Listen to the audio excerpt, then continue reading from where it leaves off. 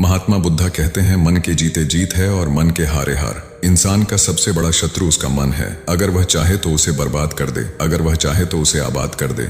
नमस्कार दोस्तों, स्वागत है आपका हमारे इस YouTube चैनल में। आज की कहानी में हम जानेंगे कि मन में उठ रहे गंदे विचारों को कैसे खत्म करें। दोस्तों, हमारे मन में गंदे विचार क्यों आते हैं? हम नहीं चाहते, लेकिन फिर भी हमारे मन में गंदे विचार आते रहते हैं। लेकिन मन हमारा सबसे बड़ा दोस्त और मन ही सबसे बड़ा दुश्मन क्यों है? जब हम अपने मन की बात मानते हैं तो हमारा मन ही हमारा नेतृत्व करता है, और जब हम मन को संतुलित कर लेते हैं तो हम अपने जीवन में हर चीज का ध्यान रखते हैं। हम अपने मन में आने वाले गंदे विचारों को रोकने की कोशिश करते हैं, लेकिन जितना अधिक हम रोकते हैं उतना ही ये विचार हमारे अंदर प्रवेश करते हैं।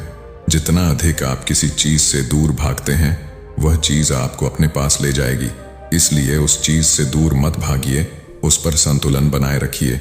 एक बार एक व्यक्ति गौतम बुद्ध के पास आया और गौतम बुद्ध से बोला कि हे बुद्ध, मेरे मन में इतने गंदे विचार क्यों आते हैं?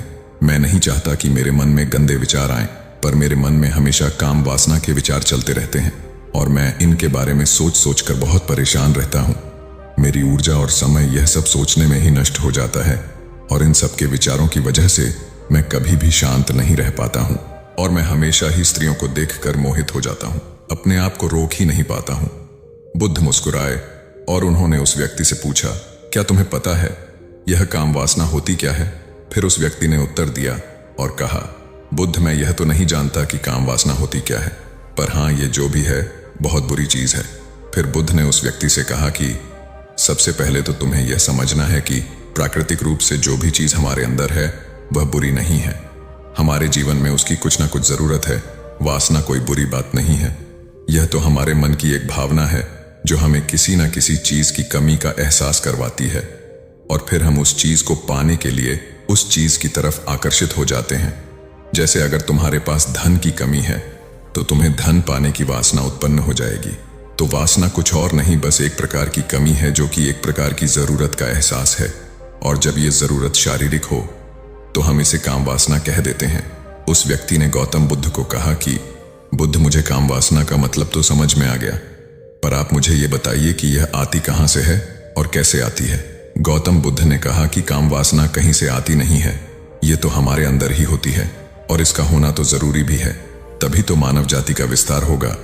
उस व्यक्ति ने कहा, जब यह हमारे अंदर ही है और जरूरी भी है तो फिर लोग इसे गलत क्यों बोलते हैं? बुद्ध ने कहा कि यही तो समस्या है। लोगों ने काम वासना को गलत तरीके से सोच लिया है, इसे छिपाने की और दबाने की कोशिश करते हैं। काम वासना गलत नहीं है, बल्कि काम वासना का गलत तरीके से प्रयोग करना गलत बात है। लोग जिससे प्रेम करते हैं बस उसी के लिए जीने लग जाते हैं, उसे पाना ही अपना लक्ष्य बना लेते हैं और उसी के बारे में हमेशा सोचते रहते हैं, पर यह सब गलत है।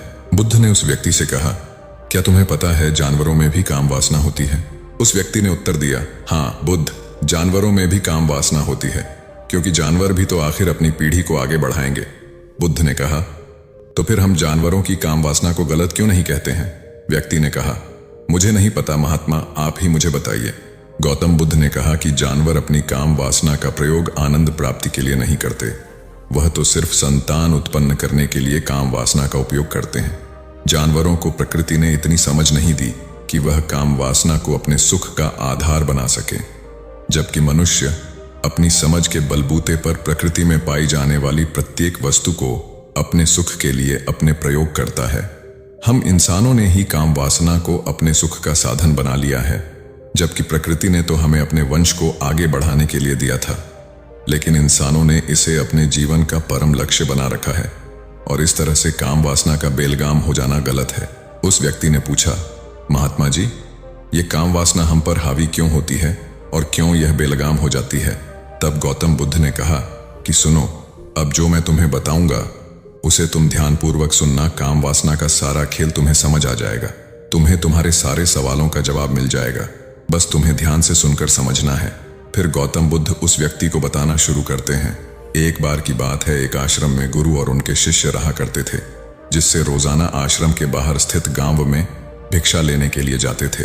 उस आश्रम का एक शिष्य जिस गांव में भिक्षा लेने जाता था, उसे रास्ते में एक नदी पद्धति थी, जिससे रोज उसी रास्ते से भिक्षा लेने जाता था। एक दिन उसे ने देखा कि एक लड़का पेड़ के पीछे छिपा है वह उस लड़के के पास गया और उससे जाकर बोला, भाई तुम इस पेड़ के पीछे छिपकर क्या देख रहे हो? लड़के ने कहा, अरे तुझे नहीं दिख रहा क्या कि मैं क्या देख रहा हूं? तब शिष्य ने नदी की तरफ देखा तो वहां पर कुछ लड़कियां पानी भर रही थीं। वो लड़कियां 14-15 साल की थीं। तब शिष्य ने उस लड़के से कहा, अरे भाई वहां पर तो लड़कियां पानी भर रही हैं, इसमें छिपकर देखने वाली क्या बात है? तब वो लड़का शिष्य की तरफ देखकर उससे कहता है, अरे पागल तुम्हें दिखाई नहीं दे रहा? यह परी कैसे नदी से पानी ला रही है? जरा उनकी अदाओं को तो देखो, उनके कोमल शरीर को देखो, उनकी पतली कमर मटके को उठाते समय बल खाती है और उनके बाल उनकी कमर पर कैसे लहरा रहे हैं, मानो सुंदरता बिखरी पड़ी हो। उसने फिर से नदी के किनारे देखा और इस बार वह नदी के किनारे देखता रहा। अब कुछ भी दिखाई नहीं दे रहा था और वह बिल्कुल निडर था। उसे किसी भी चीज का कोई डर नहीं था। लेकिन अब वो छिपने लगा और उन लड़कियों को देखने लगा जैसे उसने कोई अपराध कर दिया हो। और जब वो छिपकर उन लड़कियों को देख रहा था तभी वो अचानक अंदर से कौंप गया और उसने कहा कि ये मैं क्या कर रहा हूं? मैं जो कर रहा हूं वो सही नहीं है, मुझे यहां से चले जाना चाहिए। और फिर वह जल्दी से वहां से चला गया। वो आश्रम पहुंच जाता है। आश्रम जाकर वो अपने कार्यों में लग गया। लेकिन जो अभी वह देख कर आया था वही उसकी आंखों के सामने बार बार आ रहा था। उसके मन में वही दृश्य चल रहा था। उसका दिमाग सब कुछ देखने के लिए संघर्ष कर रहा था। उसका किसी भी काम में मन नहीं लग रहा था। सुबह होते ही वह रोज जल्दी ही भिक्षा के लिए आश्रम से निकल जाता था और उस नदी के पास वाले पेड़ के पास जाता था जहां पर वह लड़का पहले से मौजूद रहता था। उसके साथ मिलकर लड़कियों को छुप छुप कर देखता था। अब वह ऐसा रोज करने लग गया। यह उसके रोज का काम हो गया। अब उस शिष्य का मन किसी भी काम में नहीं लगता था। वो हमेशा ही किसी न किसी प्रकार के विचार में उलझा रहता था। वो आश्रम के कार्यों को भी ठीक ढंग से नहीं कर पा रहा था। न वो ठीक से सो पाता था, न वो ठीक से खाना खा पाता था। उसका मन बेचैन सा रहता था। उसका मन बार बार उन लड़कियों की खूबसूरती देखने को मचलता था। जब गुरु भिक्षा दे रहे थे तब भी उनका मन किन्हीं अन्य विचारों में खोया हुआ था। गुरु ने अपने शिष्य की इन हरकतों को समझ लिया था। फिर एक दिन गुरु ने शिष्य को अपने पास बुलाया और कहा कि आज से मैं भी तुम्हारे साथ भिक्षा मांगने चलूंगा। आप और मैं एक साथ भिक्षा मांगने जाएंगे। तभी शिष्य गुरु को मना करते हुए बोला, नहीं गुरुदेव, आप परेशान क्यों हो रहे हो? मैं अकेला ही ठीक से भिक्षा मांग सकता हूं। गुरु ने शिष्य से कहा कि ठीक है, तुम अकेले ही भिक्षा मांगने जाओ। जिससे वह तुरंत भिक्षा मांगने निकल पड़ा। सभी लोग उसे देखने के लिए उसके पीछे पीछे चलने लगे। थोड़ी दूर जाने पर गुरु ने देखा कि उनका शिष्य एक अपराधी की तरह एक लड़के के साथ पेड़ के पीछे छिपा हुआ है और छिपकर कुछ देख रहा है। गुरु भी अपने शिष्य के पीछे जाकर खड़े हो गए। उसका शिष्य क्या देख रहा है जिसे देखने के लिए वह एक अपराधी की तरह पेड़ के पीछे छिपा हुआ है? गुरु ने देखा कि उसका शिष्य पेड़ के पीछे छिपकर नदी से पानी ले रही लड़कियों को देख रहा है। तब गुरु ने शिष्य से कहा, क्या देख रहे हो?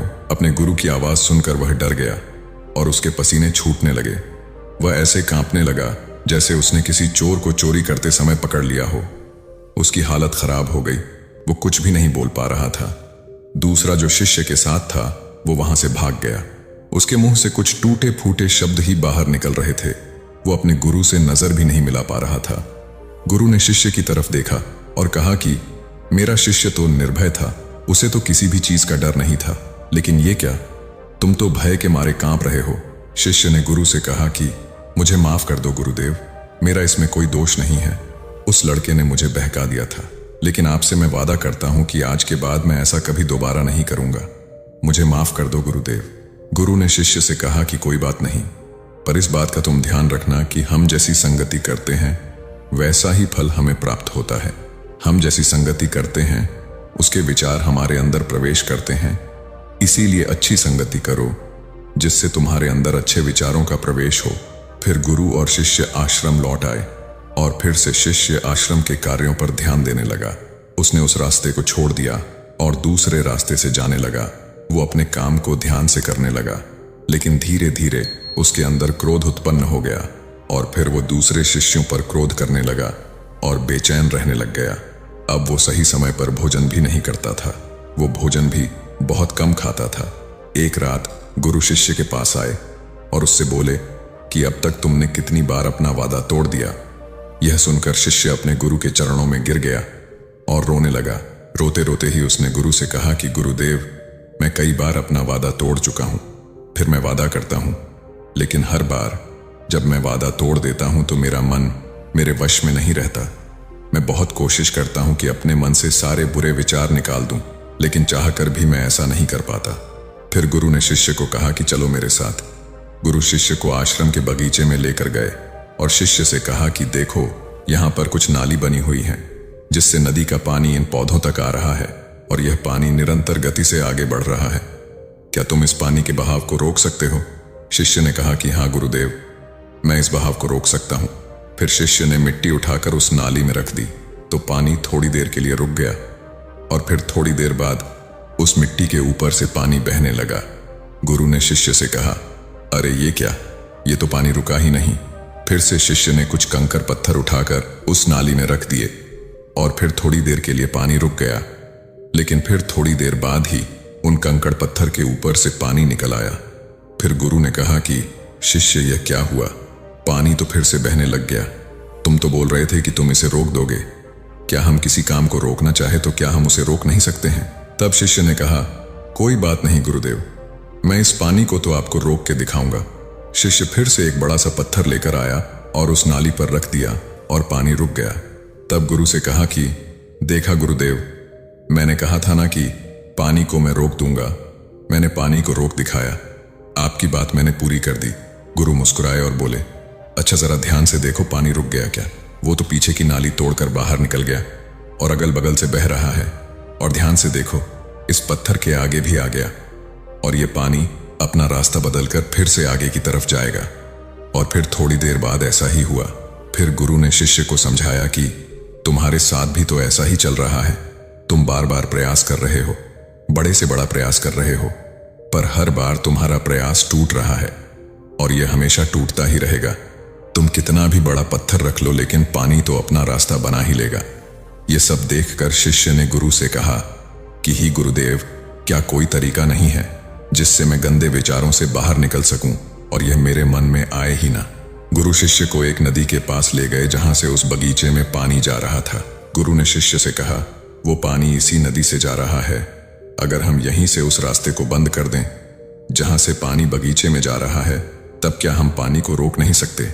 शिष्य ने कहा कि हाँ गुरुदेव, अवश्य ऐसा हो सकता है। मैं इस पानी को यहीं से बंद कर देता हूं, तब आगे की नाली में पानी जाएगा ही नहीं और फिर बगीचे में पानी जाएगा ही नहीं। फिर शिष्य नदी से जाने वाले रास्ते को बहुत मेहनत करके पत्थर और मिट्टी डालकर बंद कर दिया और गुरु से कहा कि गुरुदेव, मैंने पानी को बंद कर दिया है, अब यह पानी बगीचे में जाएगा ही नहीं। तब गुरु ने कहा, शिष्य, अगर पानी बगीचे में नहीं जाएगा तो पेड़ पौधों को पानी कहां से मिलेगा? उन पेड़ पौधों को तो पानी की आवश्यकता है और उन पेड़ पौधों में कुछ पेड़ पौधे तो ऐसे हैं जिनको रोज पानी की आवश्यकता है। वह तो मुरझाकर सूख ही जाएंगे, उनका क्या होगा? पानी तो हमें खोलना ही होगा। शिष्य ने गुरु की बात सुनकर वापस नदी से जाने वाले पानी का रास्ता खोल दिया। तब गुरु ने शिष्य से पूछा, शिष्य, अगर हम इस नदी के पूरे पानी को बगीचे की तरफ मोड़ दें तो क्या होगा? तब शिष्य ने जवाब दिया कि गुरुदेव, वहां पर जितने भी पेड़ पौधे हैं वो गलकर नष्ट हो जाएंगे, वहां पर कुछ नहीं बचेगा। फिर गुरु मुस्कुराए और बोले, तुम इस बात को समझो कि हमें किसी भी चीज को रोकना नहीं है, बस हमें हमेशा संतुलन बनाए रखना है। कम पानी से भी पौधे नष्ट होते हैं और ज्यादा पानी से भी पौधे नष्ट होते हैं। हमारा जीवन संतुलन से ही चलता है। गुरु ने शिष्य से कहा कि अगर मैं तुम्हें कुछ कहूं कि तुम आम के बारे में मत सोचो, तो तुम्हारे मन में सबसे पहले किसका चित्र आएगा? शिष्य ने कहा कि गुरुदेव, मेरे मन में तो पहला चित्र आम का ही आएगा। गुरु ने कहा कि जब हम गंदे विचारों को जबरदस्ती रोकने का प्रयास करते हैं तो वह और मजबूती के साथ हमारे अंदर प्रवेश करते हैं, हमारे अंदर उठते हैं। इसलिए हमें उन्हें कभी भी दबाने की कोशिश नहीं करनी चाहिए। तब गुरु शिष्य के पास गए और बोले कि बुरे लोगों की संगति के कारण भी हमारे अंदर गंदे विचार आते हैं। कभी कभी ऐसा होता है कि हमारे अंदर कामुकता नहीं होती, लेकिन कुछ अश्लील लोगों के साथ रहने के कारण वह हम पर हावी हो जाती है। तब शिष्य ने कहा कि गुरुदेव, आप सही कह रहे हैं, मैं अपने लक्ष्य से भटक गया था। तब वह शिष्य रात को बहुत शांति से सोया, सुबह पूरे मन से अपना काम किया और फिर सुबह वही भिक्षा लेने चला गया जहां वह लड़का आज भी पेड़ के पीछे छुपकर उन लड़कियों को देख रहा था। वो शिष्य नदी पर गया जहां वह लड़कियां पानी भर रही थीं। उसने उन लड़कियों से पानी मांगा। उन लड़कियों में से एक लड़की ने उसे पानी पिलाया और उस सन्यासी शिष्य के चरण छुए। शिष्य ने उसे आशीर्वाद दिया कि तुम्हारा कल्याण हो। शिष्य का मन सकारात्मक ऊर्जा से भर गया। उसके चेहरे पर मुस्कान आ गई थी, जैसे उसे कोई खोई हुई चीज वापस मिल गई हो। वह अपने रास्ते पर वापस जाने लगा। तभी पीछे से वह लड़का आया जो पेड़ के पीछे छिपा था। वह शिष्य के पास आया और बोला कि क्या बात है, आज तो तुमने करीब से देखा है, आप तो मुझसे आगे निकल गए। तब शिष्य ने कहा कि हम हमेशा दूसरे के दर्शन करने में ही व्यस्त रहते हैं, अपने दर्शन कर ही नहीं पाते। तुम कब तक इस पेड़ के पीछे छुपते रहोगे? किसी को पसंद कर लो, उससे बोल दो, अगर वो भी तुम्हें पसंद करती है तो शादी कर लो, और उससे पहले तुम कुछ बन जाओ। अपने आप को पहचान लो, ऐसे अपना समय बर्बाद मत करो। फिर वह लड़का रोज उस शिष्य से मिलने लगा और उस लड़के ने नदी पर जाना छोड़ दिया। और फिर वो लड़का अपने जीवन में कुछ बनने के लिए संघर्ष करने लगा। तो तुमने देखा संगति का असर क्या होता है। अपनी संगति बदलो, अपने विचार बदलो। बुद्ध ने उस व्यक्ति से पूछा कि क्या तुम्हें तुम्हारे सारे सवालों का जवाब मिल गया? तब उस व्यक्ति ने कहा कि हाँ महात्मा जी, आपका बहुत बहुत धन्यवाद। तब गौतम बुद्ध ने उस व्यक्ति से कहा कि जब तुम्हारे मन में गंदे विचार आए तब आप अपने आप को दोषी मत मानो। यह शरीर है और यह सब हजारों वर्षों से सिखाया गया है। यह केवल तुम्हारे सोच लेने से, शपथ लेने से यह टूटने वाला नहीं है, लेकिन तुम्हारे पास वो शक्ति है, वो ऊर्जा है जिसका तुम्हें संतुलन उपयोग करना है। तुम एक जीवित ऊर्जा हो जो कुछ भी अनुभव करने के लिए स्वतंत्र है, जो निर्माण करने के लिए स्वतंत्र है। इसलिए तुम अपने आप को पहचानो। यह बोलकर गौतम बुद्ध मौन हो गए और वो व्यक्ति वहां से चला गया। तो दोस्तों, उम्मीद करते हैं कि आपको इस वीडियो से जरूर बहुत कुछ सीखने को मिला होगा। इसलिए इस वीडियो को अपने दोस्तों एवं परिवार के साथ ज्यादा से ज्यादा जरूर शेयर करें, ताकि उन्हें भी इस वीडियो से कुछ सीखने को मिल सके। और ऐसी ही ज्ञानवर्धक वीडियो देखने के लिए हमारे चैनल को सब्सक्राइब करना ना भूलें। धन्यवाद। नमो बुद्धाय।